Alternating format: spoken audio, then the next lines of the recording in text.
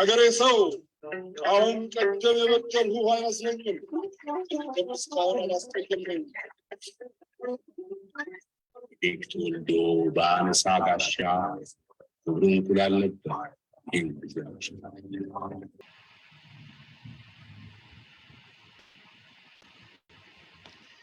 Greetings, everyone. This is the Yoftahe Show coming in from Boston, Massachusetts, with Massachusetts Ethiopian Association collaboration. We are celebrating Adwa, 127 years of victory. So we are all coming in here to speak what happened 127 years ago, why we call it the pride of not only Ethiopia, but of Africa. That has changed the history, colonialism, Europeans dividing Africa as slices as pies. But when they came into Ethiopia, that was no longer a fact for them. They couldn't do it anymore. So we are here, have here historians, influencers that are going to be able to talk about what happened 27 years and why it's still important for all of us to come together and celebrate as one. So this is a story that most Ethiopians and Africans have talked about, but maybe other countries, Europe or the US, have not or don't have a lot of knowledge of. So I'm very proud to come in and celebrate the 127 years of Adwa, the victory of Adwa. And then, as we said, most countries may celebrate independence, but in Ethiopia we celebrate victory, and we want to call it a history of all Africans. So I have several guests in here, so I'm going to introduce them in no particular order. But I'm going to have all of you introduce first, and then we will go into our presentation. For all of you watching in live on Facebook, please share and invite other friends and family so that we can participate all together. We will have also a Q&A if we have to take at the end. But for now, so we may be mixing between English and Amharic as we go on. So thank you again for being here. We appreciate you. And thank you for all the speakers who are here. So it's an honor to have you all. I'm going to start with our brother, Simon. I'll have him introduce himself first, and then I'll go in a circle. Simon, brother, thank you again for joining the Yoftahe Show and coming in. And I have a big honor for you with everything that you have done, especially as a Pan-Africanism. There are a lot of activities, call it project, that you do in order to bring all Africans as one. So let me bring it back to you, and if you can introduce a little bit about, tell us a little bit about yourself. Thank you, Brother Yoftahe, and thank you to the community that supports the Yoftahe Show, and also thank you to all the esteemed guests who are joining us for today's show, where we are primarily going to be discussing the Battle of Adwa and why it's important for us African people here in the diaspora and also back home. My name is Simon Javan Okelo. I am the host of the African Father in America podcast and also the founder of One Vibe Africa and the CEO of One Vibe Media. I live in Seattle, Washington. I am from Kisumu, Kenya originally, and I'm just really honored to be here today for this wonderful conversation. Thank you so much. Thank you, brother. Really appreciate you. And next, I'm going to go to Solomon. If you can introduce yourself, please. Hello, my name is Solomon Kabrige. I am a resident of New York City. I'm a deacon in the Ethiopian Orthodox Church, and I have a podcast and video cast on YouTube and on the major podcast platforms called Tarik Amba, which focuses on Ethiopian history. And I write pretty extensively on social media on Ethiopian topics. Thank you, Solomon. We really appreciate you for being here. Then next, I'm going to go to Jacob. How you doing, brother? Hello. Yeah, thank you, Yoftahe.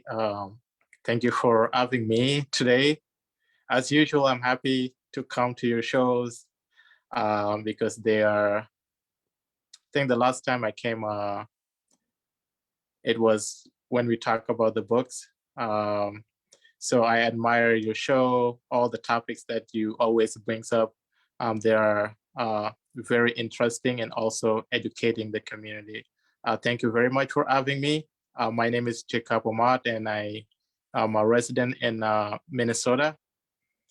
And yeah, I'm happy to be here and talk about what the Battle of Adwa means to the people of Gambela, especially the Anuak, and also their contribution to it, which we all need to know about, and all the Ethiopians, everyone that were involved. So yeah, thank you for having me.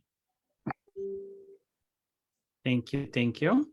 And next, I'm gonna go to Fisaha. Hello, hello, Let hi, me find you Yoftahe. first. There it is. Yeah, Hello, can you hear brother. me? How are you doing? Good, good. Hello, everyone. Hello, glad to be with everyone, and thank you for inviting me, as usual, Yoftahe. My name is Fisaha. Currently live in Boston. I don't have a podcast. I'm sorry. But I'm an educator and currently teach at Lesley University. I'm an architect by profession and an Ethiopian. And I'm happy to be with you guys and really share my point of view on what Adwa definitely mean to me as an individual, to me as an Ethiopian, as well as an African. And yeah, I can't wait to talk about it. Thank you. Thank you, thank you. Next, I'm gonna go to Baakal. Hello, brother. Thank you for joining us again. It's an honor to have you here. Thank you, Yoftahe. Thanks for your invite, and it's an honor to be with everybody here. My name is Bakal Tashoma Weldamariam. I'm originally from Ethiopia, born and raised in Ethiopia, and I live in Connecticut now. I am, by profession, I'm an engineer. Specifically, I designed the next generation space systems for Raytheon Technologies. And Adwa means a lot of things to me, and I'm honored to be here. Thank you. I'm going to go to Asqual, but I don't see your video until I'm able to spotlight. And then, okay, I think I see you now. Okay. Thank you, Asqual. It's an honor to have you back again here, sister. So if you can introduce yourself. Thank you for having me. My name is Asqual Teferi. I'm in California. I'm in technology primarily. A director of channel sales in my profession, but I am kind of human rights advocate, women rights advocate. And so I've been working in advocacy for the last 2 years. I love history because my father was a historian, but I haven't written any books and I don't have a podcast, like you say, but I'm glad to join you guys to share what I know. Thank you for inviting me. Thank you, Asqual. It's an honor to have you here. We're going to learn a lot from you also, so thank you. So for all of you watching live on Facebook, I want to say again, welcome. This is a collaboration with MESA, Massachusetts Ethiopian Association, that we are doing the Adwa celebration. We'll talk about so that all of you can join us this Sunday, March 12. We'll tell you more about the program, what we're going to be doing, the parade, what the plan is starting at 2 p.m. at Cambridge. So we'll stay tuned, stay with us. There's a lot to learn, a lot of fun, kids activities and everything else that we have that we're going to go in. So before we get started, actually, I'm going to share something quickly. Today, we received our proclamation from the mayor where I live in Massachusetts. So it's a proclamation regarding Adwa. I'm going to read it quickly. Proclamation March 1st, 2023, the 127 years anniversary of the victory of Battle of Adwa, and beginning in September 1895, Emperor Menelik II and Empress Taitu of Ethiopia led a force of 100,000 against an Italian army that had captured an occupied territory in northern Ethiopia. And on February 29, 1896, Italian forces under General Oreseti Baratieri advanced on the Ethiopian army and were soundly defeated on March 1st, 1896 in the Battle of Adwa. And the Battle of Adwa led to the unification of Ethiopia and marked a landmark defeat to the Western forces and is seen as a rallying point for Africa while keeping Ethiopia free from colonization. And the victory of the Battle of Adwa is celebrated each year as an inspiration for the victory of each year as an inspiration for African patriotism. And now, therefore, I, Dean Mazar Ali, Mayor of the City of Leominster, do hereby proclaim March 2023 as Adwa Victory Month in the City of Leominster, Massachusetts, and call this day to the attention of all citizens. Signed, Dean Mazar Ali, Mayor of Leominster. So this is one honor. Each of us have the obligation of being able to, in the city we live in, being able to explain and show pretty much our history to the city we live in. So I encourage all of you, wherever you live in, to be able to talk to your mayors and have this day proclamation. So back again to you, Simon. It's an honor to have you here, brother. We talk right now today as not only as Adwa, but just in general, also as Pan-Africanism coming in as African. So what does Adwa for you means? And then as a whole, what advice would you have for all of us to come in together? What are we missing and where do we need to connect? So the floor is yours, brother. Thank you, brother Yoftahe. I wish we had more time, and I wish we were sitting around the fire with our children, with some injera and some Ethiopian coffee. What do you call the popcorn, and also Bandusha. no, what do you call the coffee, the Ethiopian coffee? Bunna? Don't tell me. Huh? Bunna? But there's a special name that you call it. I wish we had all of that in front of us and our families, because this information is very critical for our children more than us, because for us, we can talk as much about it as we want, but it's our children who is going to actually fight the future Battle of Adwa. We say Battle of Adwa, but I know it's supposed to be Battle of Adwa. In school, growing up in Kenya, in school, we learned about the Battle of Adwa. A lot of our history teachers really used to make us travel the imaginary journey to this battlefield. The video you shared with us at the beginning was very, very inspiring.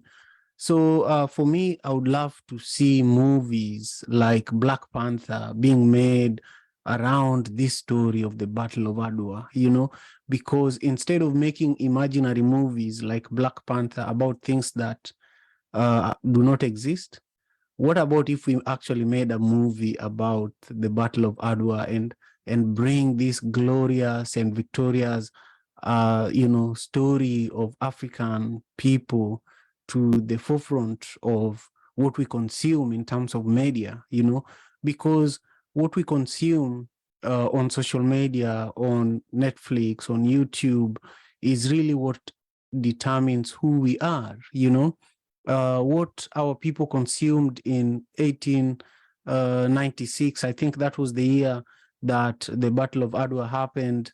What they consumed at that time empowered them and gave them the courage and gave them the confidence that we can all go out there. Farmers, engineers, everybody took their skills to the battlefield, and it was not just fighting, it was logistics. How do we feed these people? How do we educate our people? How do we inform our people without the enemy knowing? And so I feel that we have a lot of work to do, in remembering those who passed on during that battle. They left us with a lot of responsibility of they died so that we could have dignity today. They died so that we don't have to fight a similar battle today. But are we really standing up to some of their expectations? Are we taking good care of ourselves so that the victory that they won means something for us today? I don't think the answer is yes, even though there's a lot of progress being made. If you look at the most recent elections in Kenya, it was very discouraging, because you realize that there is evidence that the West controlled who becomes the president in Kenya. The same applies to Nigeria. Just last week, there is widespread, complaints that the results of the Nigerian elections were predetermined, and the same story goes on all across Africa, and so our ancestors who died during the Battle of Adwa are probably turning in their grave when they see how we are here in the diaspora, and we're also not using our power. We have a lot of money from the diaspora that we send back home. How do we mobilize the way you mobilized us for the show today, Yoftahe? How do we mobilize to ensure that our money is not just invested in the houses that we want to build, the hotels that we want to build, the restaurants that we want to build, but it's invested in building schools, in building research institutions, in building, refuge centers for people who have gone through trauma, especially if we look at what just happened recently in Ethiopia, and also very close to the place where the Battle of Adwa happened. There were a lot of atrocities that happened there. How do we heal ourselves from the recent traumas and also from those traumas that have been going on in the Horn of Africa and even in the Congo until today? So I think we have a lot of work to do. We have a lot of stories to tell to counter the negative narrative about Africa. That's why I'm passionate about African proverbs, because from where I am, I can always share them every day and help change the narrative about Africa on a day-to-day basis. That's why I'm passionate about building community programs that help our youths find jobs, whether they're in Africa or here in the diaspora.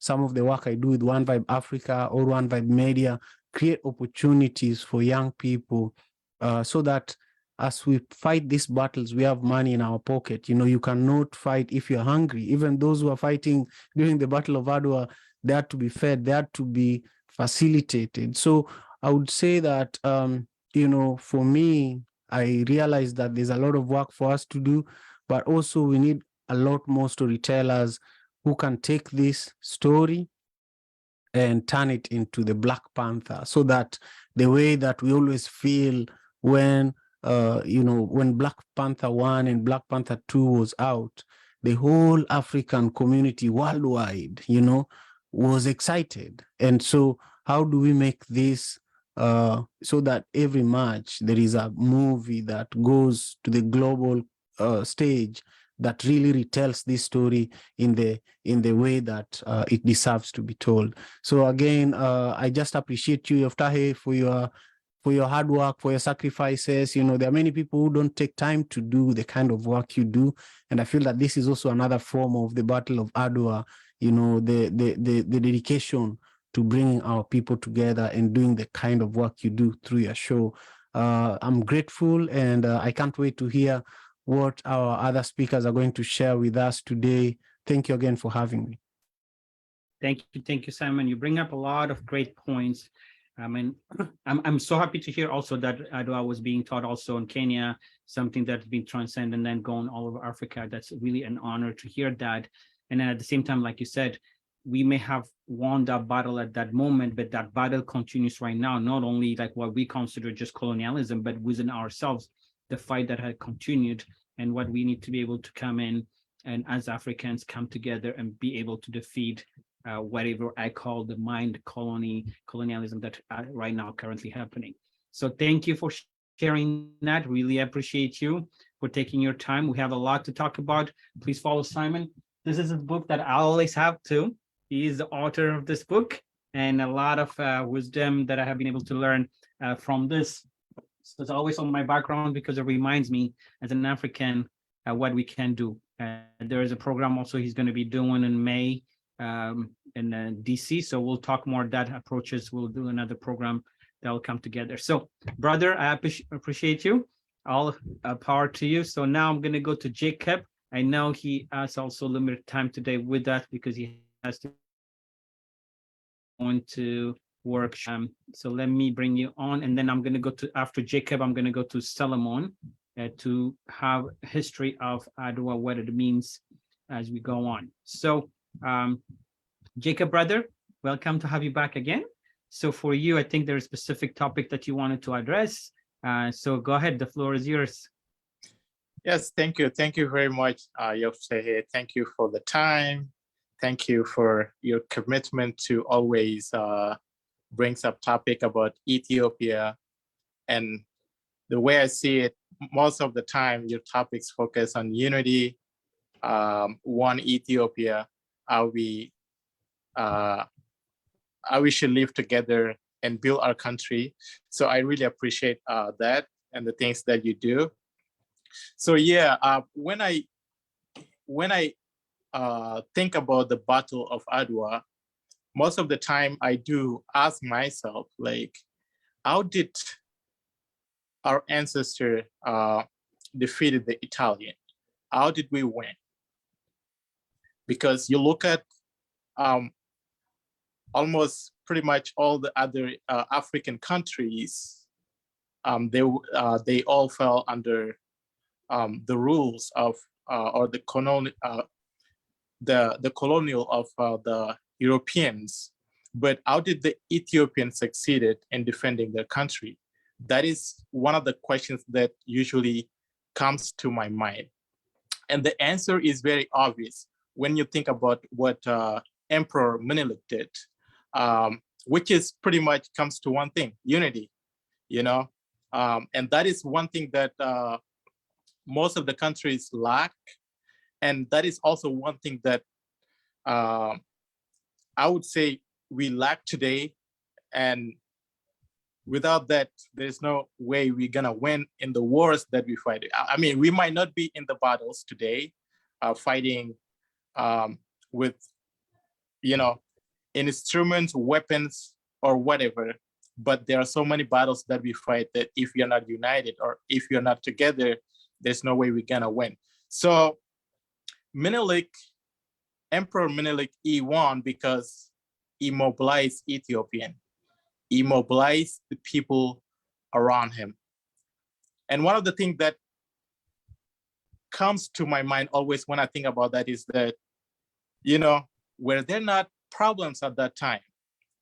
You know, were there not problems in Ethiopia at that time between the people? Because you look at it, it's not only a certain ethnic group that fought, but he reached out to all, pretty much all the Ethiopian, you know, doesn't matter what your ethnicity is, it doesn't matter which part of the country you're in, it doesn't matter which part of the community you belong to, it reached pretty much to all of the Ethiopian, and he mobilized them, he united them, and that is how he won the war. So when you think about that, it's kind of like, you know, ring the bell in your head, like the power of unity.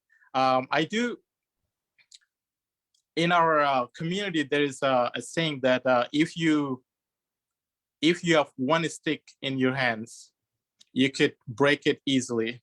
But if you put a lot of sticks together, it is hard to break, you know? And that is what I see here when I think about Adwa. In the back of, in my background, you see Mr. Obalanyagwo. I don't know if you can see the picture properly. So Obalanyagwo is Maybe a little bit like this. Yeah. You move your body a little bit. Yeah. There you go. Yeah. So yeah, We'll share a picture later. Yeah. So Obalanyagwo was one of the warriors that came from Gambela, specifically from a village called Pinkeo. You know, I was sharing with my mom at that time, because the Anuak people, they call this war Lenya Borotai. So pretty much it's like the battle with the white person, and the battle with the white people. But my mom is not is not aware of this. This is pretty much is the Battle of Adwa. But my mom was like, okay, people talks about it, you know, the Battle of Borotai, and I was like, this is actually the Battle of Adwa. That is when the Black people came together, the Black African United came together. And that is what made not only the Ethiopian, but the entire continent, what made them proud, you know? So people are not aware of it. So Obalanyagwo, he went to the battle representing Gambela, not only him, I mean, this is the only pictures that was taken. But at that time when the kings, especially the king of, there's like the king of Pinyuru, and there's some nobles from Pinkeo areas. It's like, so they did receive, of course, they did receive the invitation, because when the mass mobilization started, it reached to Gambela, and then they were able to send some of their warriors to the battle as well. And not only in Gambela, we see a lot of people from different parts of Ethiopia. And that is how we won the war. That is how we won the war. And we could ask ourselves the same question today as our brother, Mr. Okello, Simon Okello said, is that, you know, in the recent year, there are some things that, there are many things that happen in our countries, many things that happen in our communities. A lot of people died, of course, like during the 2 years of war in the northern part of Ethiopia. And still today in Ethiopia, in our country, there are still a lot of problems that we deal with. But we have to ask ourselves, you know, when there was fighting, when Menelik united the country, how many problems were there? You know, it is not that Ethiopia was just free of problems. It's not that Ethiopia was, you know, okay, everyone was happy. No, everyone was not happy. No, Ethiopia was not free of problems. There are a lot of problems that were going on. But they united because these problems, this war that they're fighting, this is about a country. Are we going to have a country under the white man? Or are we going to have a country that we control free of colonization? That what united the people. People came out from everywhere, despite of their differences, despite of their, you know, ethnicity differences or like background differences, or despite of the issues that were actually going on in Ethiopia at that time. They put those things behind and say, we are gonna unite and fight against the Italian. And we won. So today, you know, the message that I'm gonna end with is like, are we going to take the message? Are we going to say, okay, we do have differences, religious differences, ethnicity differences. We have problems that the Ethiopia is facing within different ethnic groups. We have so many division and everything that's going on. But are we going to put all of those things behind us and stand up for one Ethiopia, an Ethiopia that is free of poverty, an Ethiopia that value human lives, an Ethiopia that, you know, feel the pain of other human beings, not because they're in your community, not because they're, you know, your people, or not because of, you know, they are your ethnic group, but because they're human beings, they're Ethiopians.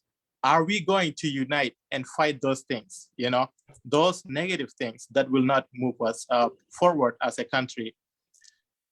You know, the Battle of Adwa is still going on, but it is up to us to, you know, to say, hey, I know we have differences, but we have to put those things behind and fight for a free Ethiopia, you know, that everyone is not gonna be happy, but a free Ethiopia that is free of course, free of suffering, free of disunity, free of, like, you know, hatred and all the other negative things. So thank you, Yoftahe, for having me, but I'm gonna close with that.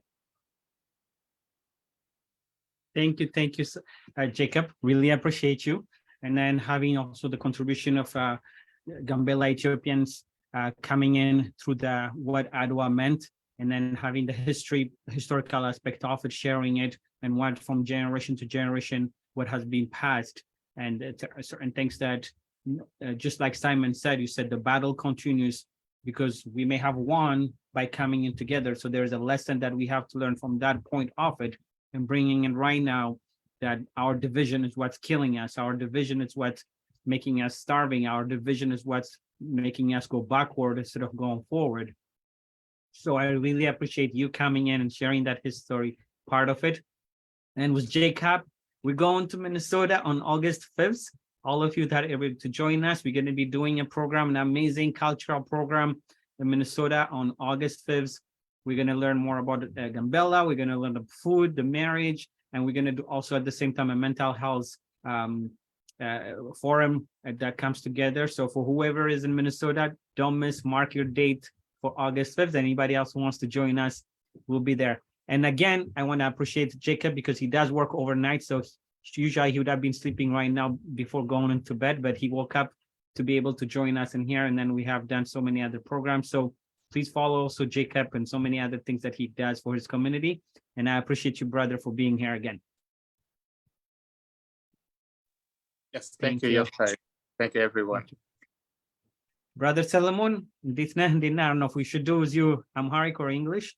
It's your choice. I feel that pretty much everyone who watches your show speaks English, so I'll go with English. So we'll continue in English. Yeah, Okay. yeah. No, So I do appreciate you for me. being. Yeah, I appreciate you for being here.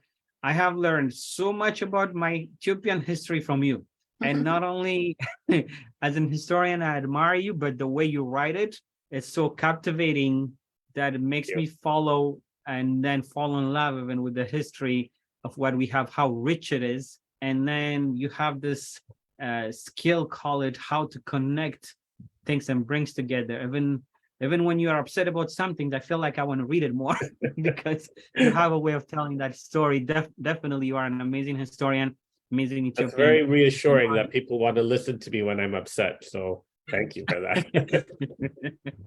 No, definitely. Even when you bring up any kind of critical points, you bring it with so much rations that it's very easy to follow. You don't take one side or the other side. You bring the facts in front of us, and then you let us be the judge at the end. So I like the way you present it. It's a very way you educate all of us. So thank you for being here. It's an honor.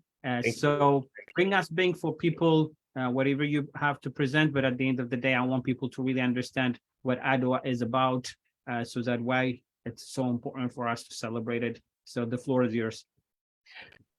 Well, thank you again, Yoftahe, for inviting me to this. And you know, Simon and Jacob both put up some very, very important points about what Adwa is, was and is, and continues to be, and should be in the future as well. Adwa was, you know, Ethiopia is a very ancient country. It's a very ancient country. It has a lot of history. We've had, you know, great leaders. We've had not so great leaders. But what Emperor Menelik II achieved at Adwa was transformational. Africa was being divided up between the European powers. The British wanted, you know, to rule everything from Cairo to the Cape, famously. The French dominated West Africa. The Belgian Congo, before it was the Belgian Congo, was the personal property of King Leopold II of Belgium. He wanted, you know, he wanted his country to become a colonial power. The Belgian parliament was not interested. So he went and took the Belgian Congo, a region that's the size of all of Western Europe, as his personal property. And he drained it. He drained it of resources. He had these big rubber plantations. He exploited it to the maximum and caused such atrocities that finally the Belgian government did step in and say, we're going to take this over from you, because it was so horrendous. So, you know, and we've, you know, within our lifetimes, we've seen apartheid fall in South Africa. We've seen countries become independent across Africa. But all of this was achieved through a great deal of struggle. And it was not easily won, but it was all inspired by Adwa. Menelik II stood up to this European encroachment into his realm. And he called up his people, and his people responded because the people realized the importance of their freedom, realized that unity was the way to go. And as the previous speakers said, people united across ethnic and religious and regional lines, and they came together, rich and poor, prince and pauper, everyone came together to save their country. And the Adwa War, the Battle of Adwa was the last battle of that war. But the war, was a process. There were very long negotiations and arguments. The Europeans had very cleverly created treaties and agreements, and came in as protectors of various African monarchies and chieftaincies across the continent and taken them over. And that's what Italy tried to do in Ethiopia. The Treaty of W.E.B gave, the Italian version, made Ethiopia a protectorate of Italy. It said that if the Emperor of Ethiopia wanted to have diplomatic relations with the powers of Europe, he needed to do so through the Kingdom of Italy, through the Italian government. The Amharic version said that he could if he so wished, which was a big difference. And this was the trigger for the war. There were talks about the border between Ethiopia and the new Eritrean colony, which was back and forth a little bit. But the seed of the problem was the Italian claim to having protectorate power over Ethiopia, control over Ethiopia's foreign relations. And Menelik would not tolerate it. He would not accept it. And the Italians kept saying, oh, we'll lose face. We'll lose face. It'll be embarrassing for us to say, we've notified all the crowned heads of Europe and the president of the United States and whoever else. We've notified them that you're our protectorate, and for us to back down now will make us look bad. And Empress Taitu was the one who actually said, well, we have our face to save as well. We have our honor to protect as well. It's not all about Italy. So there was a view that we were equal with them, that they found hard to swallow. And there was that essential deception in there to trick us into giving up our freedom. And when they saw that it wasn't going well, they said, well, what about if you say that if you do have protectorate, if you do accept a protectorate, it will only be from Italy, that you won't allow any other country to have a protectorate status over Ethiopia. And Menelik said, I won't sign anything like that at all. There's just no question of a protectorate. The only thing that I will sign is Ethiopia is a sovereign country. The Emperor of Ethiopia is a sovereign in his country. And that led to the war. But his people responded. Ethiopia had owed Italy a large debt at the time, a huge debt for weapons that had been purchased. And Menelik, before breaking off relations with the Italians, called on his people to help him pay his debt.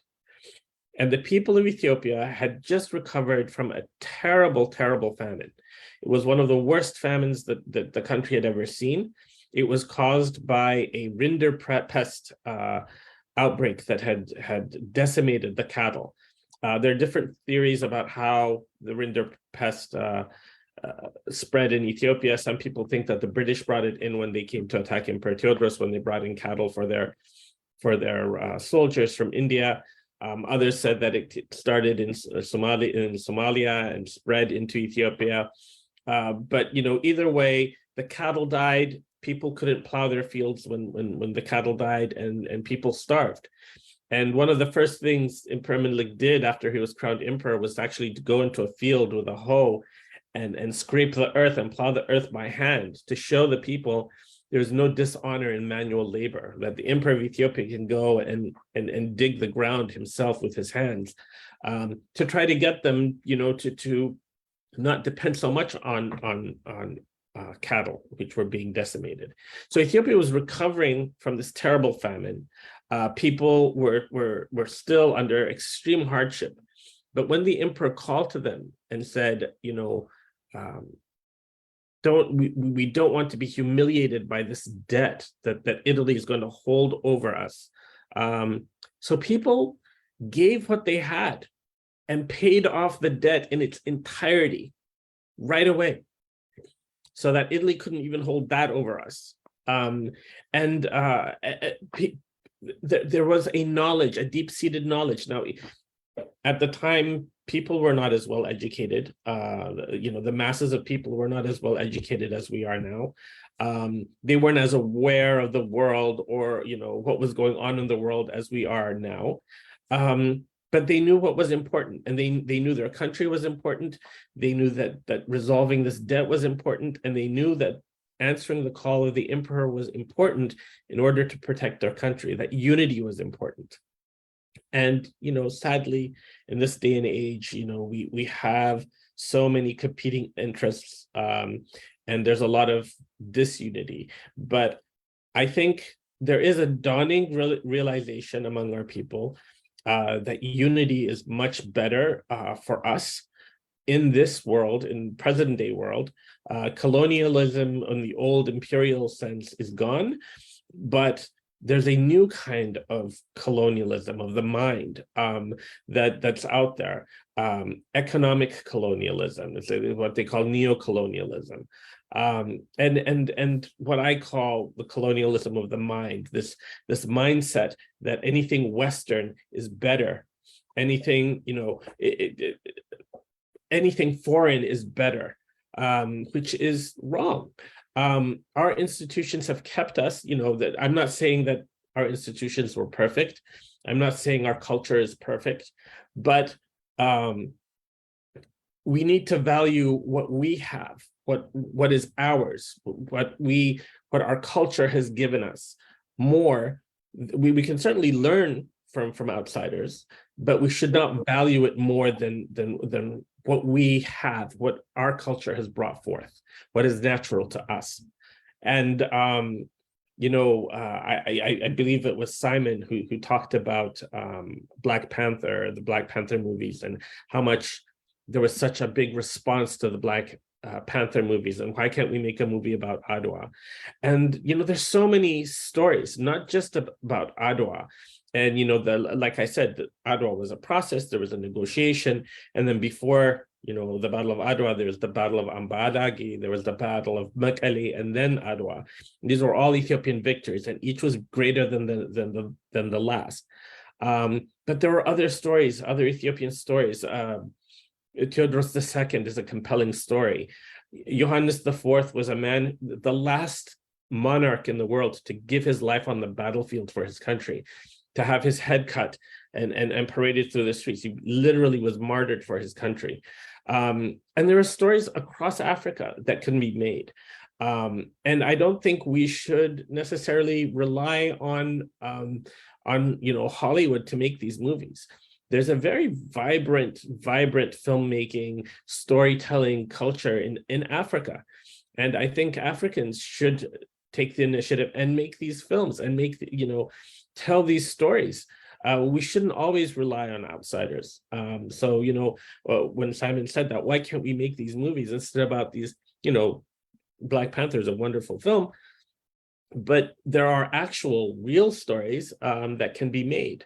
And it builds, the sad thing, that I found just from my experience on social media, writing these stories about Ethiopian history, about, the Ethiopian Orthodox Church or culture in general, Ethiopian culture, is that a lot of our young people don't know these stories. They don't know Ethiopian history. They don't know the stories from our past.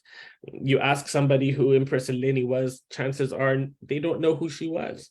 If you ask them who Atsiam Desion was, Amdazion the First, they don't know who he was. The name may be vaguely familiar, but they won't know what he did.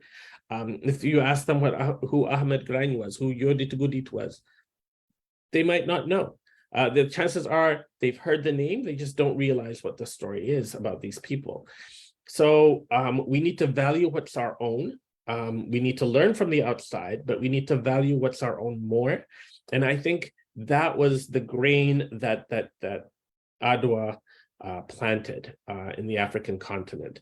The idea that, yes, Africans are capable of defeating a hostile takeover, that we can be who we are. We can fight for our freedom. We can have our freedom, and that's the seed that Emperor Menelik II planted, and what we should be grateful for. Thank you, Solomon. That's like definitely a history that we need to repeat more and more for people to really understand the details that you went in. I know some people may be reading about it, but exactly what kind of independence, what kind of country that at that moment has Menelik and Ethiopia I2 wanted, and why they fought for it, and then how they mobilized. That is a historical aspect of it that we're going to have to really repeat of it. So thank you very much for that. I'm going to bring in Asqual to let us know and highlight also, most of the time when we think about battle, we think only about the men going in at the front. And in this battle, so many of our women became the heroines and then had so many roles that they played. So let me bring the floor to you, and then so that we can discuss that. And then from that, I'm going to go to Baakal and then Fisaha to be able to share also their opinion.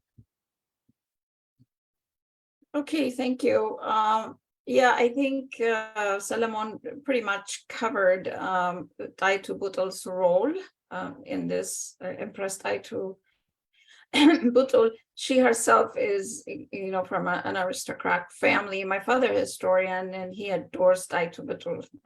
And most Ethiopian historians, the entire Ethiopian community all over, actually even in Africa, as we heard, values the War of Adwa and women participation in particular. So I say, this is your real Wakanda. I mean, this is where women warriors took over strategically, defeated the mighty army. As you recall, in my father's historical notes, that I see that as Menelik, when he approached the Taitu Butul's family to propose a marriage, the first response was no. We're not going to give you our daughter. Our precious daughter. Taitu Butul was known to be extremely wise for her age, and she was very religious to the Coptic, to the Orthodox Church, very devout, but also very wise. She was educated within the traditional schools, and her grandfather, Ras Gabriel of Semen, and then her great grandfather, that is, and then her grandfather, Haile Mariam Gabriel. They were actually ruled in that part of the Semen, the Begemdir, the Lasta areas. Made most people economically independent. They were very kind to their subjects. In fact, they were able to provide ample economic empowerment to the people, so very liked, so that people don't really have to depend on farm to sustain themselves. So they were progressive leaders. They spread out power across. So Taitu Butul was lucky to be brought up in such an aristocrat family that is extremely humble and were very inclusive in power. And so finally, after several requests, several amalaj, finally she marries as a Menelik. And then the most significant contribution of Taitu Butul, of course, is she was extremely strategic. And military fights and wars are not just won by the military might. They're won with strategic guerrilla fighting aspect of it.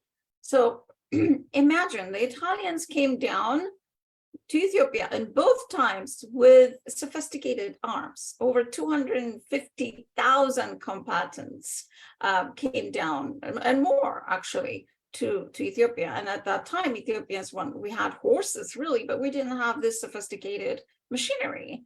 And when you look at, granularly how this war was won because of the powerful nationalism feeling and the statehood, the ancient Abyssinian, and also the strategic contribution of the woman. Aytu Batul was extraordinary in gathering the right type of spies around her and to strategically go after and motivate. I mean, she was a great orator, according to my father. She motivated the nobles before they went to war. I'm reading one excerpt of her speaking in front of the nobles by Kanyazmat Taddese Zawalde. First off, she says no to the Wajale Treaty. The Wajale Treaty, as Solomon explained, would have really made us a colony. And as Eminilike and all of the war leaders respected and honored her, so a little bit of a backdrop as to how that's even possible. How is it that a woman in that era is powerful to convince monarchs to move back? I mean, when you think about it, Abyssinian women are a lot more advanced than Europeans. For example, in the 1700s, women in Europe cannot inherit from their father or their grandfather. If there's a man, the inheritance goes to the man. If not, it goes to the husband. And she's really at the mercy and the will of her husband or brothers. Otherwise, she would be destitute, she would be poor. Well, Ethiopian women, quite the contrary, inherited equal to that of the man. In the culture, this comes from the ancient biblical, in Moses' time, there were 3 women that have lost their father. They didn't have a brother. They went and sued. They went and of course, appealed to the king at that time saying, hey, we need to inherit our father's wealth. And so the judge ruled in their favor. I do believe, although I don't have any specific evidence to point to that, I do believe our ancient Christianity is derived from Judaism, most of it, because if you see our customs is pretty much parallel to that. Even women in combat, it existed in Israel. So then women in Ethiopia were given equal status to that of the man way before Europeans ever adopted that. So in that sense, we're advanced, and that is the atmosphere that allowed a military genius like Aytu to thrive. So we've got to really always remember that this already was there. The structure was there for women. I remember even in my grandma's time, everybody said the Mahoin Tayukusha has the final word, right? This is, of course, within the nobility, within those people that have wealth to pass, women was a recipient of that wealth, recipient of that power, statue, and so forth and so on. So Aytu was very successful. And basically, she got up and said, I'm not going to accept this treaty.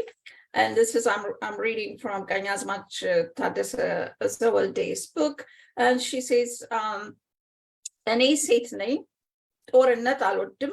ሆኖም ይህን የኢትዮጵያና የጣሊያን ጥገኛ የሚያደርገንን ውል ከመቀበል ጦርነትን እመርጣለሁ ሲሉ convinced, and this is at the court, she's making this speech.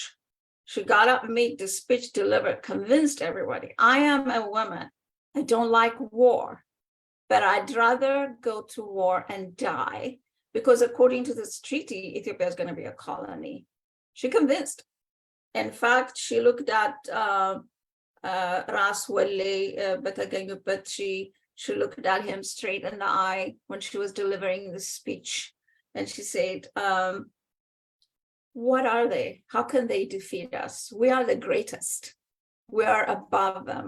basically saying we're the ancient Abyssinians. Remember, in 270, way before 270 AD, the Aksumite kingdom traded with the Greek. They used the same gold coin. We can cite to so many historical facts that Abyssinians' territory is far greater than any other civilization in the world. And that is inherited from a mother to a mother and a mother. With that spirit, I too was able to get up and convince everyone that listened to her. She said, she looked at them right in the eye and she says, መልኩ ከመልካችን አይመሳሰልም፣ ቋንቋ ከቋንቋችን የማይመሳሰል በባህር ከልሎ የሰጠንን ሀገራችን የሚቀማ ጠላት መጥቶ እንዴት ዝም እንላለን? እንዋጋ እንጂ። And then she continued to say, ኧረ ለመሆኑ ተራራውን፣ ሸለቆውን፣ ወንዙን፣ ጨፌውን፣ ሜዳውን ማን ነው ቢሉት ማን ነው ብሎ ሊመልስ ነው? እንግጠመው እንጂ በማለት የተሰበሰበውን ህዝብ በሚነካና ወኔውንም በሚቀሰቀስ ንግግር በማድረጋቸው የጋለ ጭብጨባ ተደረገላቸው ይላል። And then I'm reading from ቀኛዝማች ታደሰ ዘወልዴ book, and this shows you she's allowed to thrive. She has the power to influence, to strategically hire spies that literally saved Ethiopia. I really do believe everybody says Minilik, Minilik, Minilik, and truly Minilik, Miye Minilik, of course. But he allowed Taitu's wisdom, Taitu's strategy, military genius to govern alongside with him. So we want to thank him for that. And this is what Ethiopian fathers are. And I always say, Ethiopians' fathers, they need a book written for them. Maybe Solomon consider writing one about Ethiopian fathers. They really empower their girls. My father did that for me. I will never forget it. I'm forever indebted. The whole nation is indebted to Taitu Batul. And then Blatena Gita Mata Masalase wrote this kene for Taitu after, I guess, she passed away. It is kene, wax and gold, so it may need a little bit more translation, but it said, በስተወሌም በኩል በስተጉግሳም በኩል ሳሳብኝ ልማቱ በስታመዴም በኩል ሳሳብኝ ልማቱ ጠፍታለች መሰለኝ እንጀራ ጣይቱ በሸዋ በሰሜን ብትወጣ ጣይቱ ለአንድ ቦታ አይደለም ሞተች ለፍጥረቱ. Literally, Taitu Butul's passing away and her death is as if she lived for all and died for all to miss. The significant contribution of Taitu Butul is so undertold, underwritten.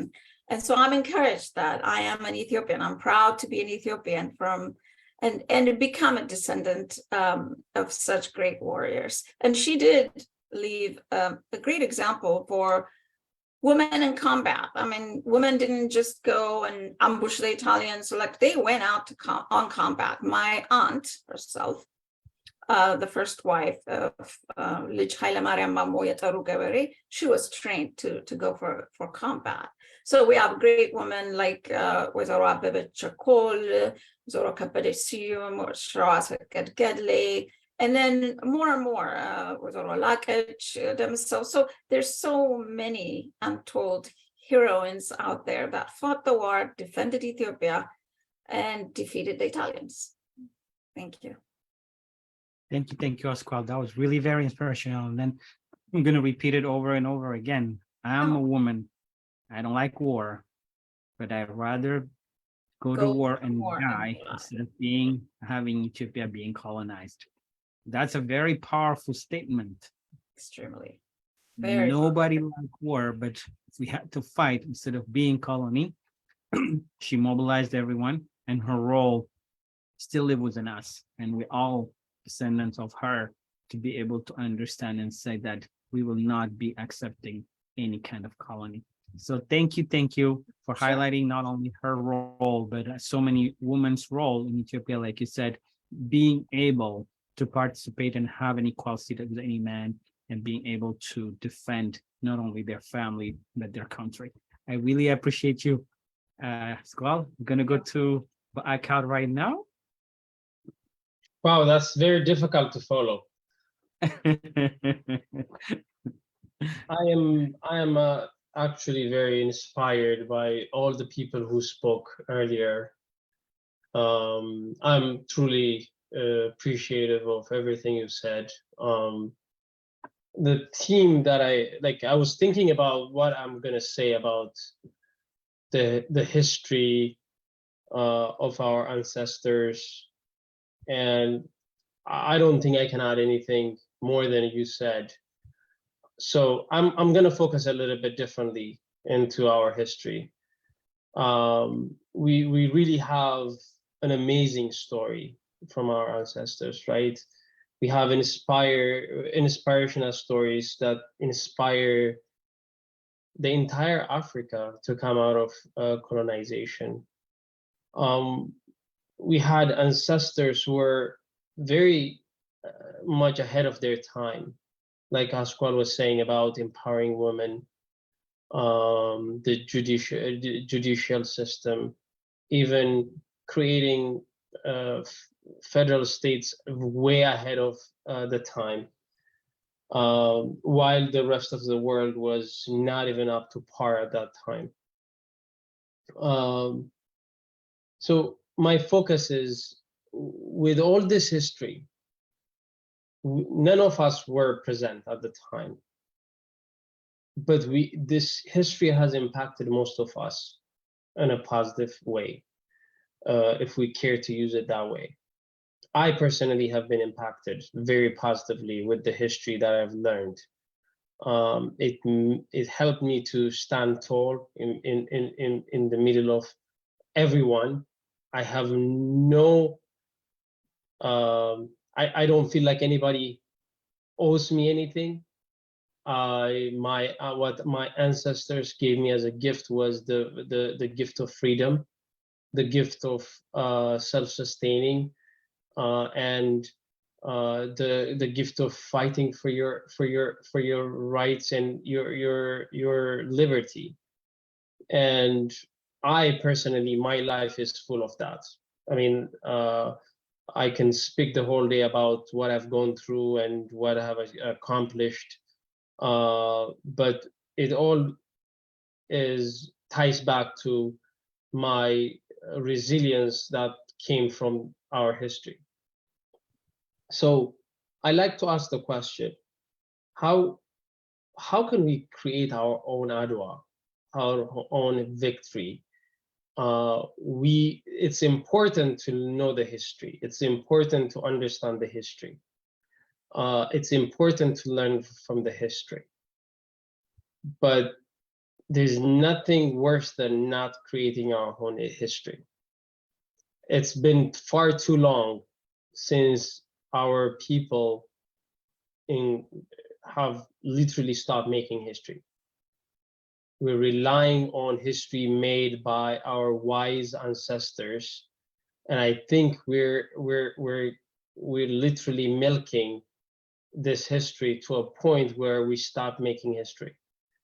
I look at all ourselves and ask, why is it difficult for us to make further history when the people who were hundreds of years ago were able to do with little in their pockets?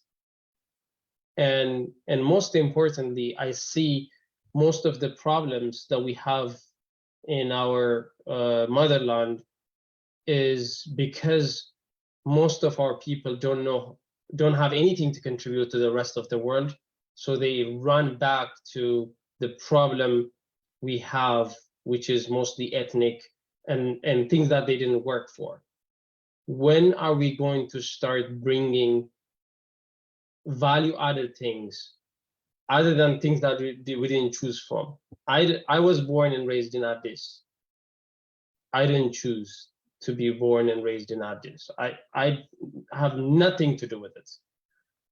It's gonna be silly if I say I'm proud of if I'm proud of being from a place that I didn't even work for. I'm actually very proud of people who actually migrated to Addis and make life out of the city, like my dad. he actually chose to come to Addis from Harar to make life for him. So there are certain things we need to be proud of, but there are certain things that we are currently being proud of that we have nothing to do with. And I think I want to pose the question for everybody: what is next for us? Some of us are making history in other places,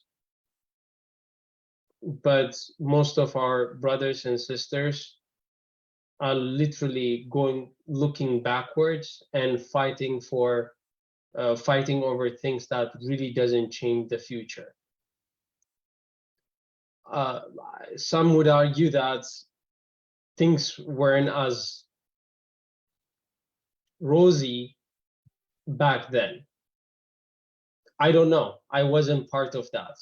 But one thing I choose to take is the positive side of that story, because that's what helps me go forward.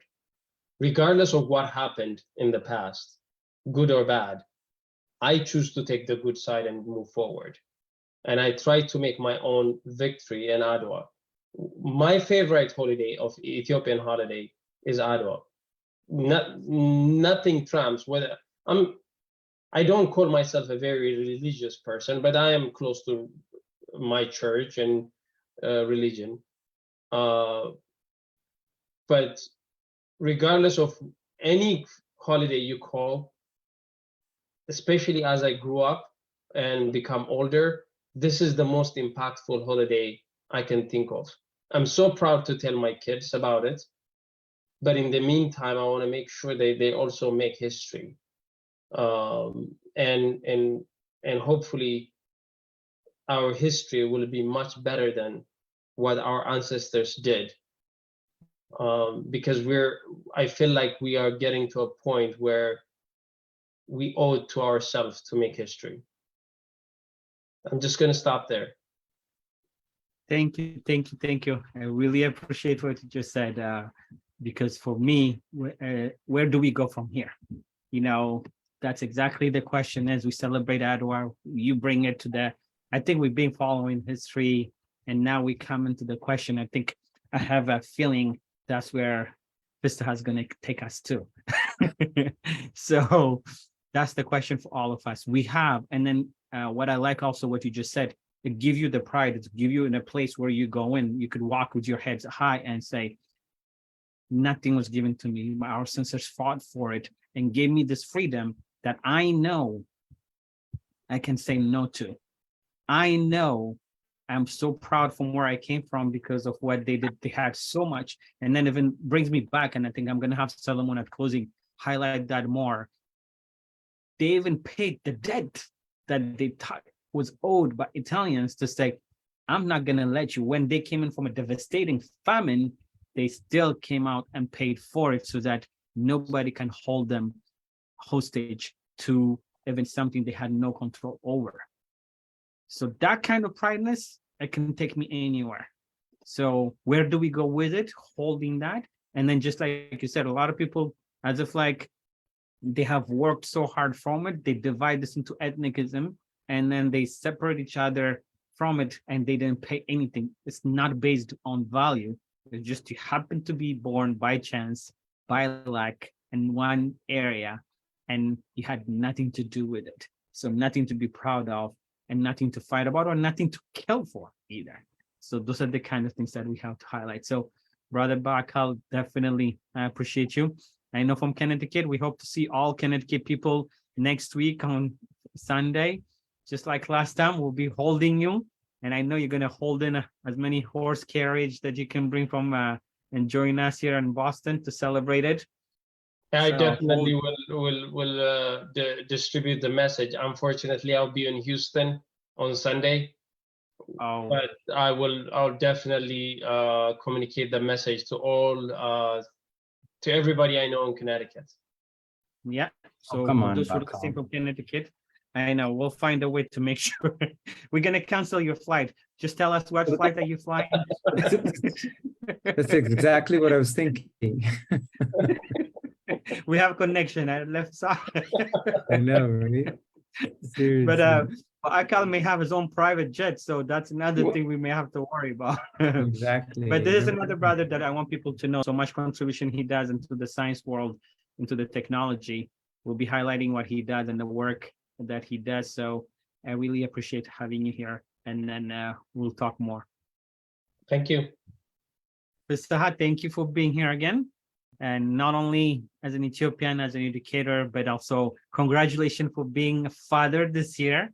Thank It you. is Thank you. Thank so you. happy to Thank- make you to bring you to welcome you into parenthood. I know, right? It's tough to be, out of the fatherhood, just 1 month into it. That's right, 1 month father. It's exactly And he's it. taking time away from that child to be Yeah. with us. So definitely. And then, so Fasaha, the floor is yours. Yeah, thank you. Thank you again for inviting me. And I have been really hearing with a lot of respect what everyone's actually had to talk about, about the victory of Adwa, what Adwa mean to them and to us, to the Black people in general.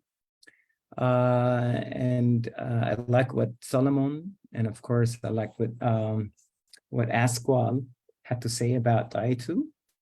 And I believe, is it Simon that talks about the Black Panther and all of that, earlier?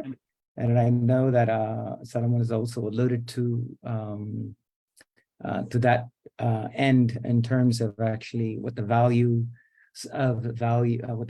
are actually Adwa mean to as Ethiopians or Black people in general. But to me, and I know, of course, Bakal is also kind of, posing that questions, the $1 million questions, where do we go from here in a way? And I'm also thinking about along that line, how do we make this transactional? How do we actually turn this into a practical term?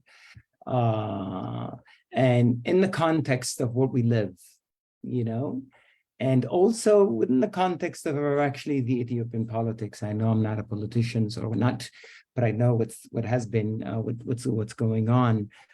But when I think of it as I'm a designer, I'm an architect, I teach in design schools, and the narrative of Adwa, the rebranding of Adwa, and how do we actually promote it is something that always come to mind. And hearing what the historians actually have to say about the Adwa, hearing what people that are actually have to say, should we actually collaborate? I can find students, I can do the designing work too. And how do we actually design this children books? I know many people, within that, realm of professions.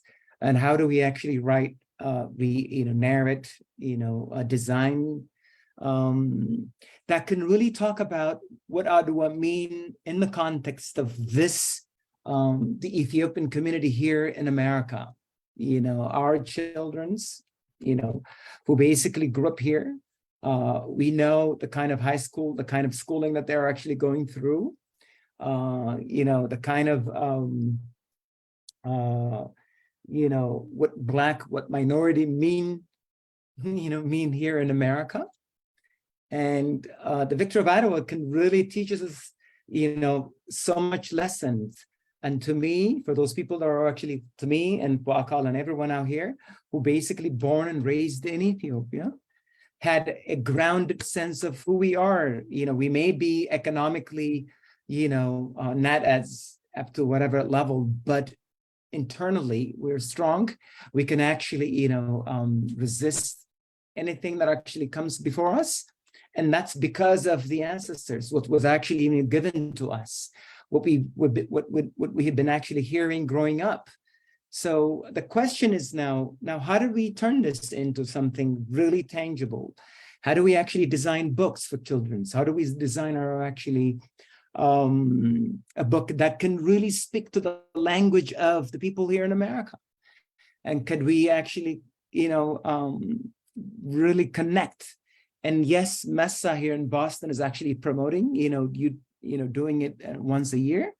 but can we be a little bit more creative outside of that? And that's one. And for back home, and I know a lot of things that are actually changing, and I know they are actually going through the whole educational reforms. They were talking about value systems, how the value systems are actually really corrupted for the past 3 decades, and then brought chaos that, the kind of political chaos that we have right now, should really rethink what Adwa mean, and how do we actually incorporate an educational curriculum that can literally, rebrand it as such, therefore that can actually emanate within, from Ethiopia to the rest of African continent, and then to the diaspora as well. And us, I think we are responsible to that. We need to actually to be the voice of that. And yes, I am interested. I'm willing to do anything, collaborating with anyone.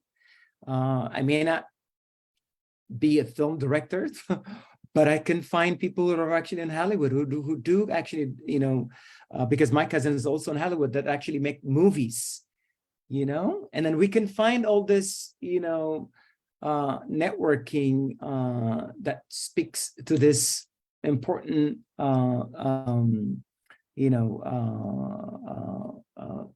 element. And I think what I can say is I'm here. I'm actually willing to do anything, and I'm glad to be, with all these people in front of, me that actually talks about what Adwa mean.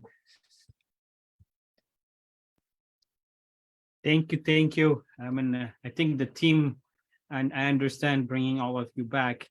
It's from where we were, where we going to, and I want to highlight something. Mahalit couldn't join us, but I want to do a quick slide quickly, and then do you see my screen? Yes. Okay, this was something that she was going to present, but we're going to distribute this, and I'm going to post this.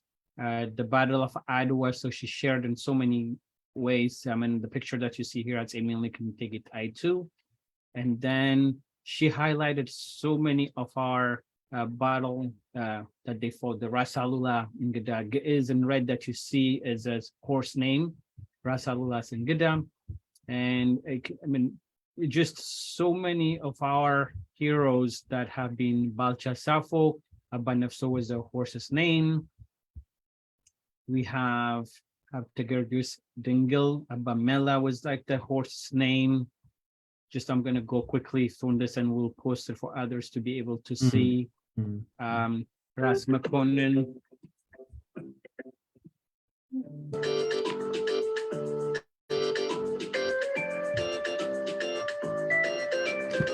Sorry, the kids calling. I put them on a emergency call.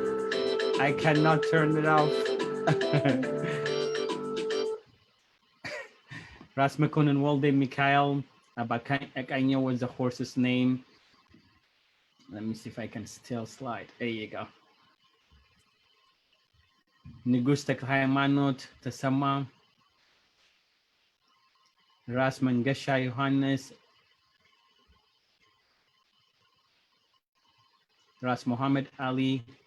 The horse's name was Abashanko. Fitaurari Gabayel Abagorao, who was the horse's name. And so on and so on.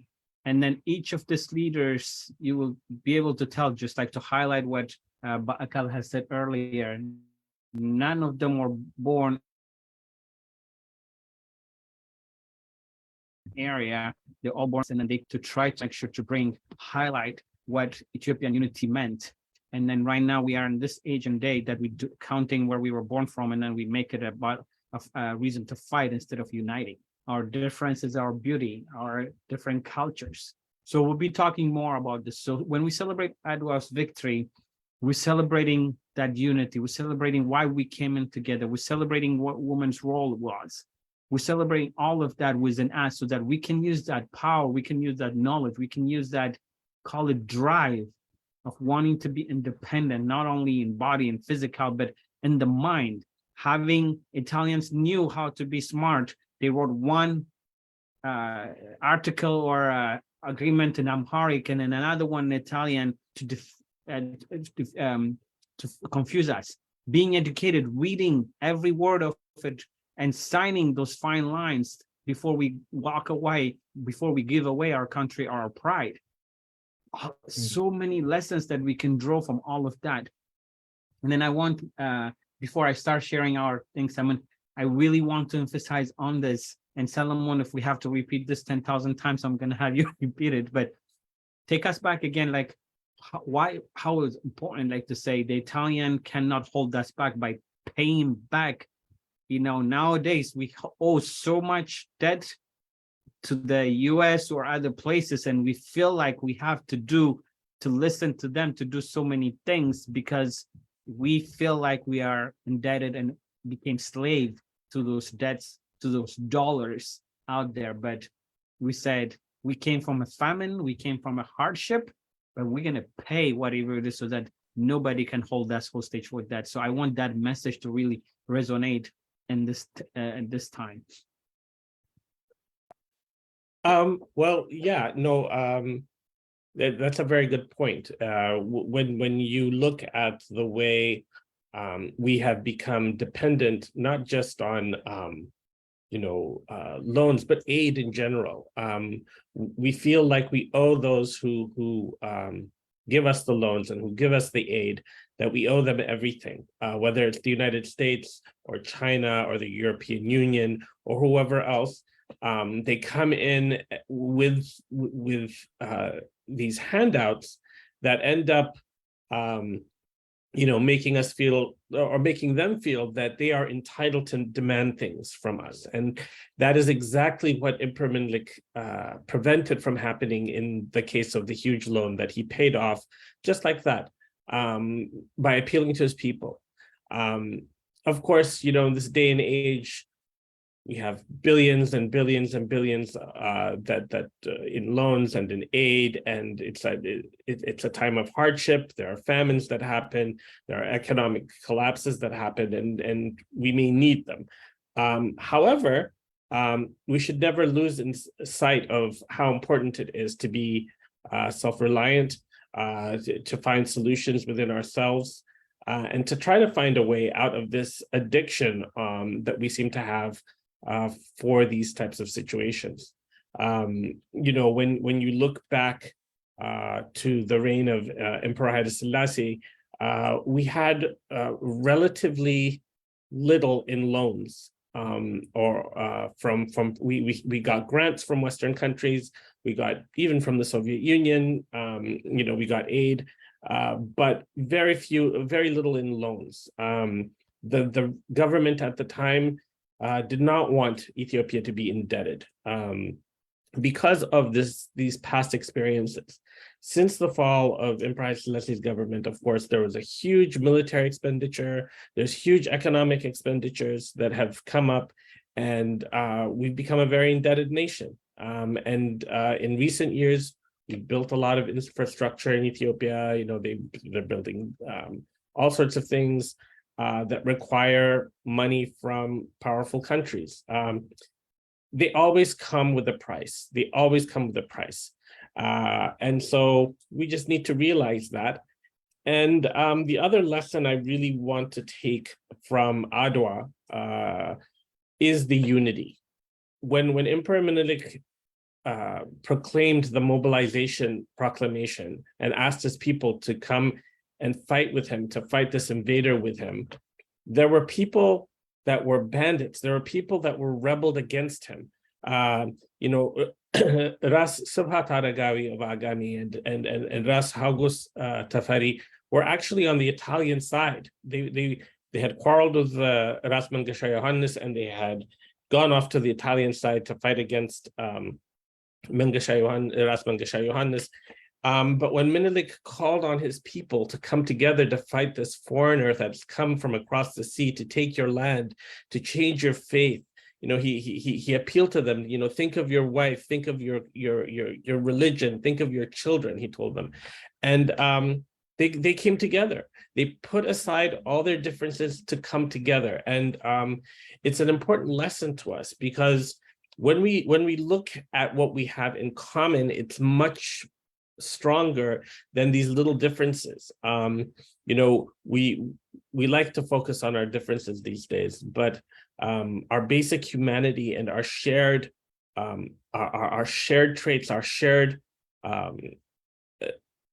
culture, our shared values should tie us closer together than people expect.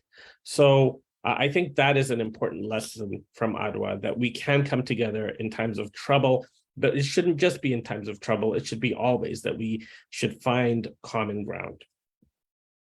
Thank you. I think that's a beautiful way to put it, because like you said, putting our differences to come in for the better, for the bigger cause, that's what it is. And then the rest of it, we can put it on the table and argue and discuss it to be able to, for the betterment for all of us. Your pain is my pain, your gain is my gain. So we have to be able to have, like, I'm my brother and my sister's keeper. All of that has to be on the table to be able to have the discussion. So thank you very much for all of you for being here. Now I'm going to share in our screen to make sure to highlight for all of you who are watching here in New England area, especially, to be able to follow us and come in on Sunday, March 12th at 2 p.m. Eastern time. We're going to be meeting just like last year that we did in Danny Park in Cambridge. So that's where we're going to gather. And after that, as you can see on the map, that we will be able to walk to do the march from Danny Park, and then we will have more direction in there. But please make sure to follow. Massachusetts Ethiopian Support Association has been doing this for a long time. And then we had, I think the one time that we didn't do it was during COVID. But usually we used to do it in a building, having like a lot of plays and other things. Last year was the walk, the march. And this year we're repeating the same thing over again. And it's going to be the 127 years of Adwa battle celebration. So please make sure to come and join us at 2 o'clock. And it's going to be at Danny Park. For those of you who have any questions, please make sure to share this, highlight it. And just in case, I'm going to mention this not to discourage you, but if there's going to be rain, snow day, we would maybe push it to March 19, but we will let you know more when that comes in closer to by Thursday or Friday, we'll have more information. But for now, please make sure to mark it down. Let everybody, friends and families, kids, all of them are welcome to make sure to come in and celebrate this time and day with all of us.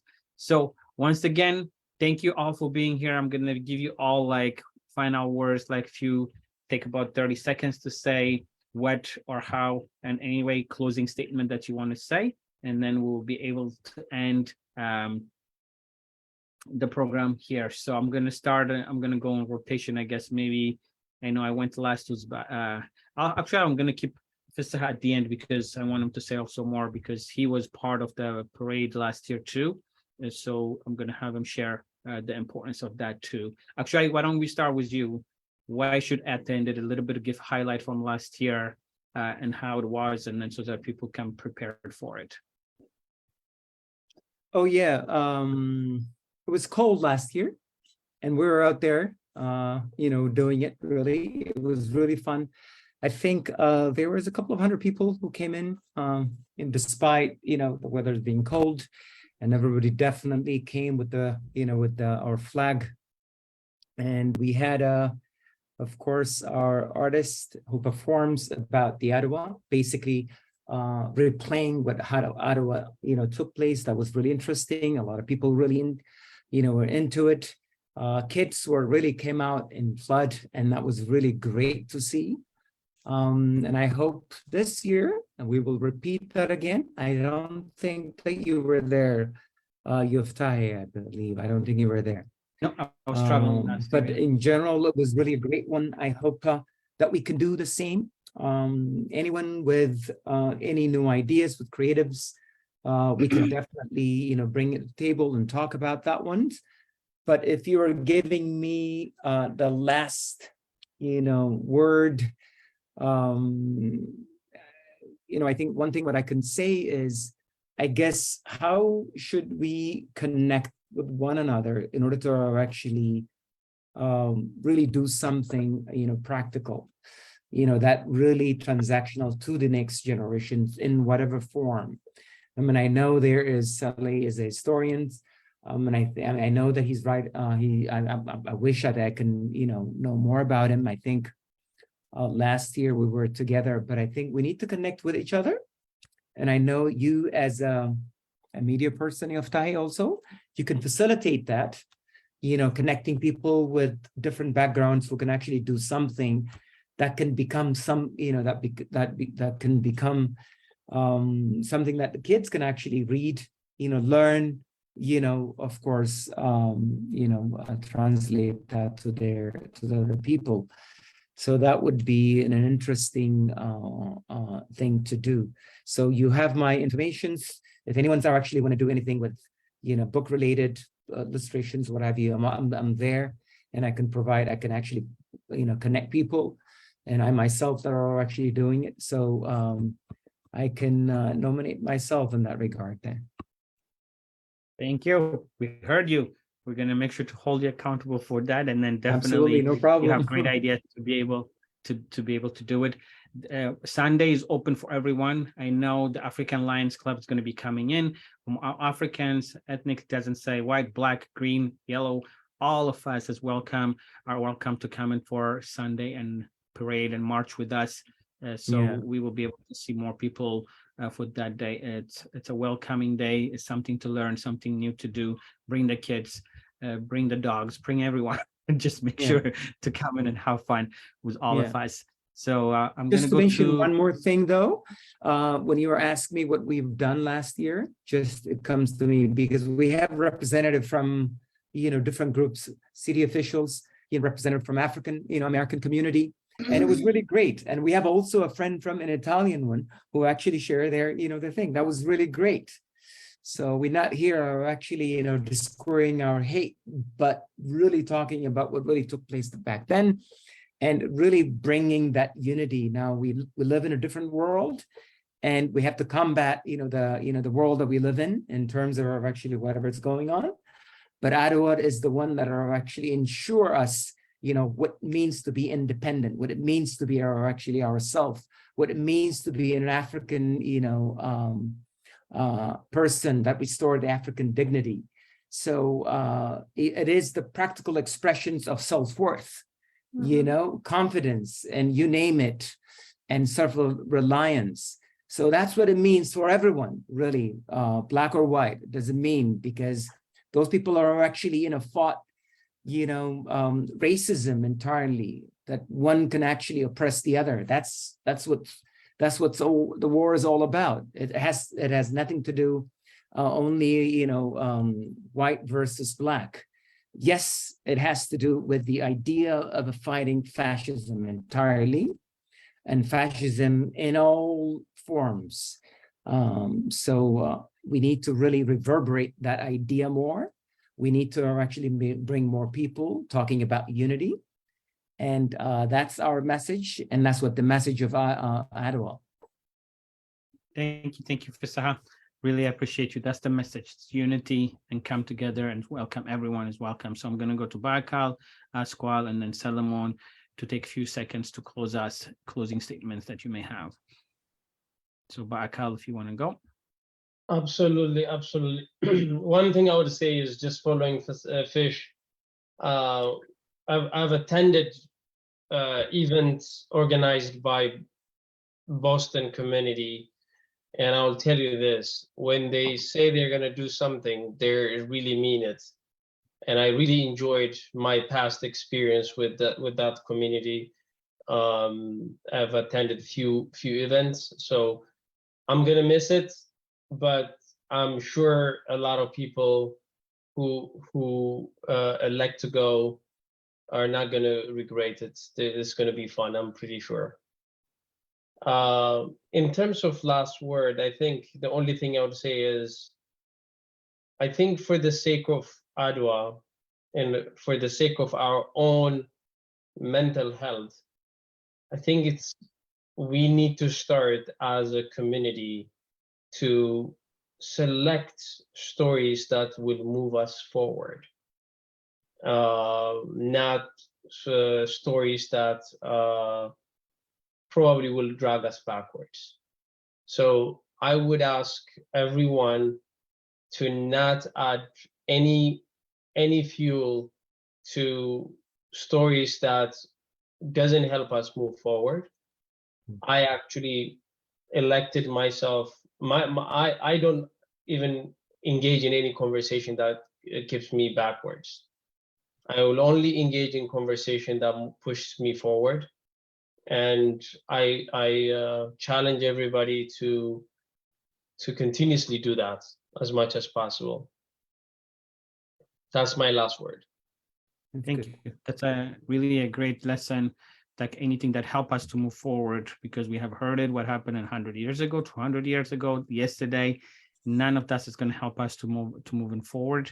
So we just have to come up with new information, new ideas to be able to get into the next stage. So thank you. That's a great advice. Squall, back to you. Thank you for being here. So last word from you. Thank you so much. And I'm going to keep to the time. I do appreciate everybody's sentiment, what each person said. I'm so happy you invited me. There was a couple of points about being indebted to European powers right now. It's in a form of neo-colonialism, which we all have to consciously fight. I recommend a couple of books for you. The first one is Humanitarian Imperialism by Jean Brishmont. It's a really incredible book. I don't know if you can see it. I think I'm phased out, but it's called Humanitarian Imperialism. The other one is The New Confessions of an Economic Hitman. You got to get this book. This book is by John Perkins. It lays the land out that, of course, they're not going around, Europeans are not going around colonizing. In fact, the United States through IMF, they're not colonizing the world right now, but they are actively engaged in humanitarian imperialism, neo-colonialism. So we have to fight that. And our unity, what do we take from Adwa? We take from Adwa our unity. Adwa was a symbol of unity, both from every single ethnic group that's represented in Ethiopia, fought in the war to defeat the Italians. Female and male both stood side by side in combat and otherwise and fought together. Also, all class. We know, that we are stratified by class society, got together and fought equally together as one. So Adwa is a symbol of unity from all these angles. Also, Adwa is a symbol of inspiration for all colonized world, not just Africa. If you know, Iran, they made like different memorabilia for Menelik. They, in fact, in Italy, post-defeat demonstration showed that they really idolized Menelik, if you recall. In Brazil, the same thing, and in France, Le Petit magazine. So the entire world was captivated how a little tiny country in Africa defeated the European colonization. And who did they not colonize? They colonized the entire South. So it is a story of not just Africa or black and white thing. Adwa is the symbol of victory against the superpowers in Europe that colonized everyone. So it's a symbol of resistance against European colonization. And, Hollywood movies need to be done, of course, but Hollywood movies don't do justice often. In fact, here you have a real Wakanda, but Adwa was not represented. But we could do that, like Fish said. I like the fact that you are moving to actionable item post this discussion. So I like that. On the chat, please put down your information so we can share. And I would really like for you to be encouraged from what we heard today. When you go from here, we hope that you will never go back the same. You will be basically changed by this conversation, and that we have hope for the future generation because of our past. And like you say, if we don't educate the youth for our past, there won't be any tomorrow for them. As you've seen the last 30 years, there was no education system that taught them the real history. The victorious Abyssinian that defeated the Italians, that went all the way to Egypt and liberated Egypt from the jihadists. I mean, there's so much to tell. We need to tell it, because when we're dead and gone, nobody else will be able to tell it. So it's our responsibility. I'm glad that we will be changed, knowing Ethiopia has always been victorious. And I do believe in our God that we all believe, whether it's Muslim or Christians, we're very religious people.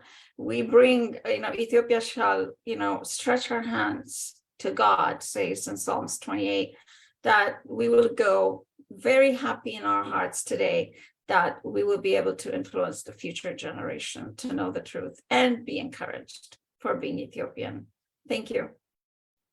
Thank you. I like it. It says we shouldn't go back. And I hope you have been inspired, like she said, learning something new and being able to go forward. We should not be indebted for something that we can defeat. We can work hard to pay out. We learn so much from it. Everything that's happening right now should not be our legacy that we're going to be leaving out. We can say no today and change that history and make new ones for tomorrow. But it takes, like Asqual said and everyone said, actionable item that we take from this. And it starts with me. Each and every one of us, Bakal said it. I stopped engaging any kind of conversation that's going to take me backward. You have the right, I have the right, the choice to say no to those conversations and said, what are the solutions? What are the choices that we have to help us move forward? I have heard it.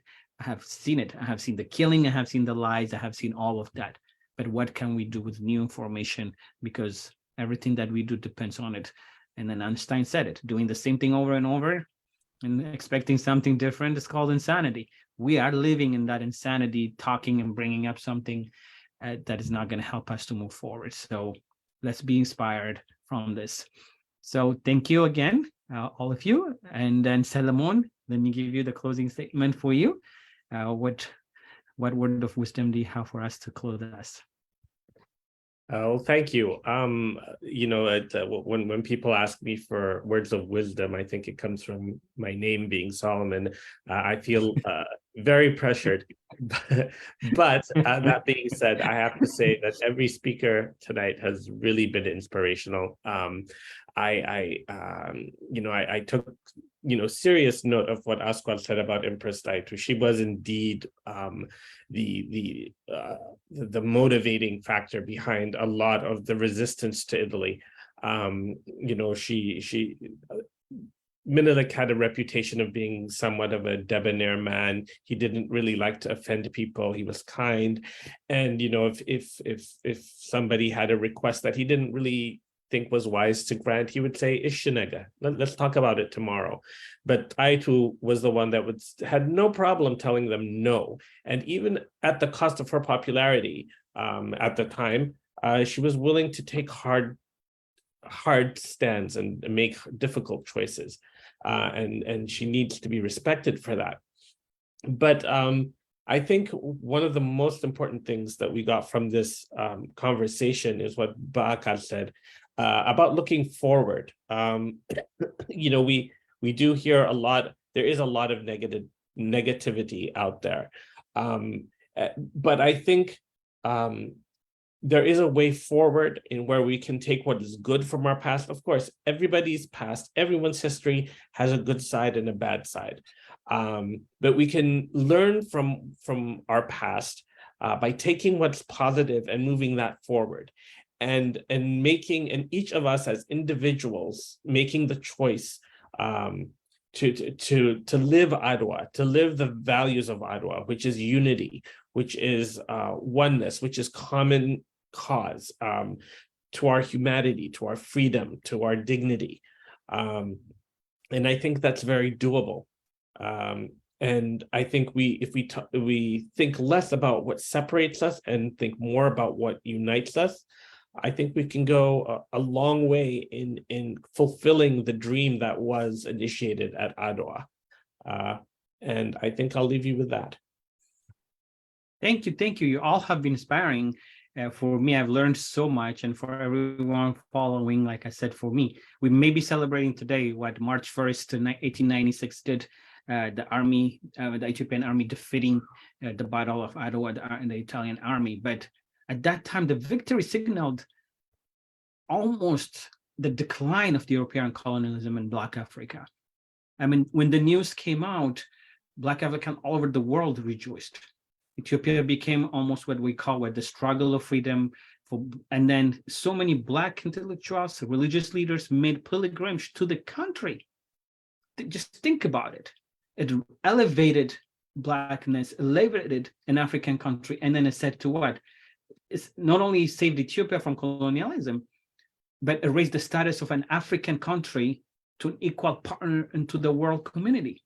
That's something that we have to think about. We've been losing that, all of that through, that's other things because we keep fighting with each other. When we unite, we were elevated. We said we are equal partners. That's what we've been giving away. I mean, Adwa has turned into a symbol for redemption and freedom for Black people, from Marcus Garvey, W.E.B. Du Bois, Bob Marley, so many African victories that drew inspiration from this. I think Asqual earlier mentioned the Afro-Brazilian newspaper was named O Menelik because of that win in Black identity and African connection through women writers and everything else. And Adwa, just like Simon said it, everyone said it, it connected people. Just think about it, it's being taught in Kenya. I found out that for the first time. So connected Black people, Africans, ancient glory with future hope.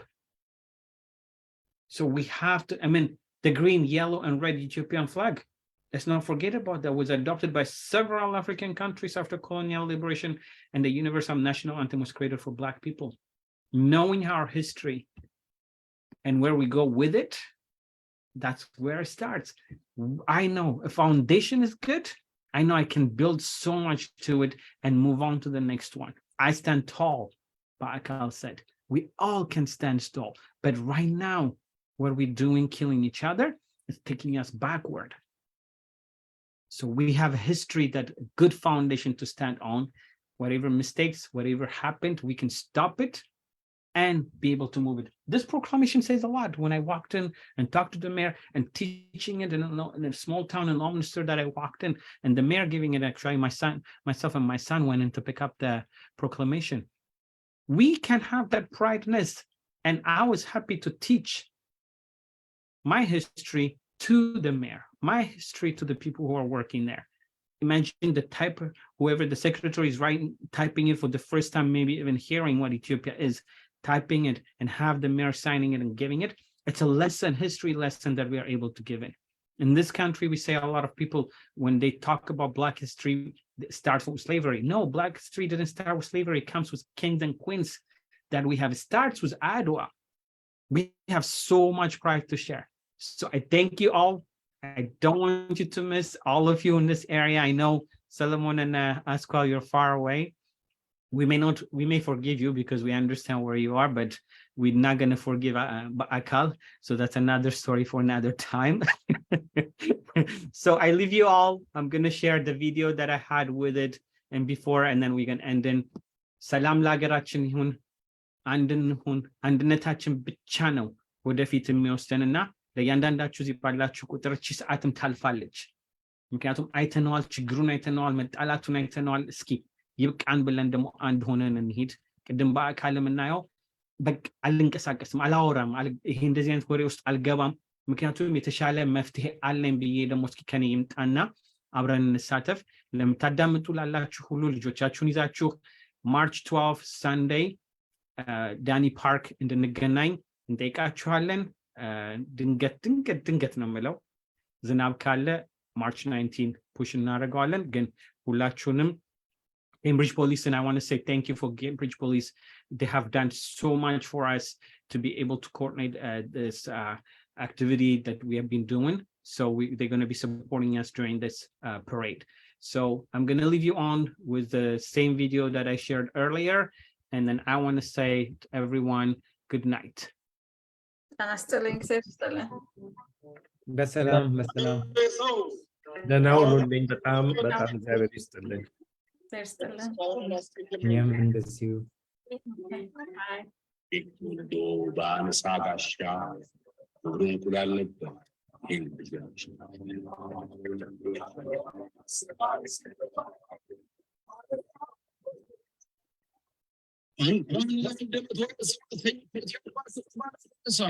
የማሳጅ ኢትዮጵያውያን እንዳማይሆን በውስንና በአካባቢ ያሉ ኢትዮጵያውያንና ኢትዮጵያውያን ወዳጆች ይህንን ታሪካዊና ለሀገራችን ነፃነት ብሎም ለአፍሪካውያን ኩራት የሆነ የጋራችንን በዓል ላለፉት ዓመታት በድምቅ ሁኔታ ሲያከብሩ ይዘክሩ እንደነበር ይታወቃል።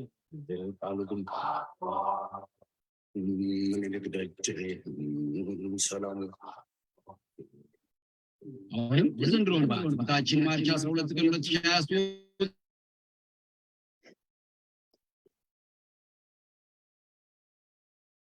ቀን 2 ሰዓት ነው። ፓርኪንግ ቱሪስትን የጉዞ በጋደን ሲሆን ወደ ተቋማት የተጋበዙ በተለያዩ ሰዎች ባህላችንን በደንብ ሁኔታ ለማሰብ ይካሄዳል።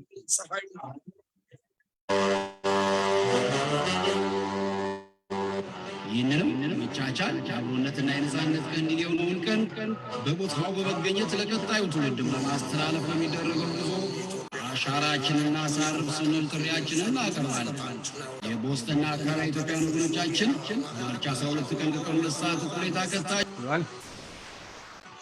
ይባርካችሁ። እንግዲህ ማርች 12 ሁላችሁንም እናያችኋለን ብዬ አስባለሁ። ይፍታሄ ሙላቱ ነኝ። ከፕሮግራም እስከምንገናኝ ድረስ እግዚአብሔር ይባርካችሁ። ደህና ሰንብቱልኝ እላለሁ። መልካም ምሽት።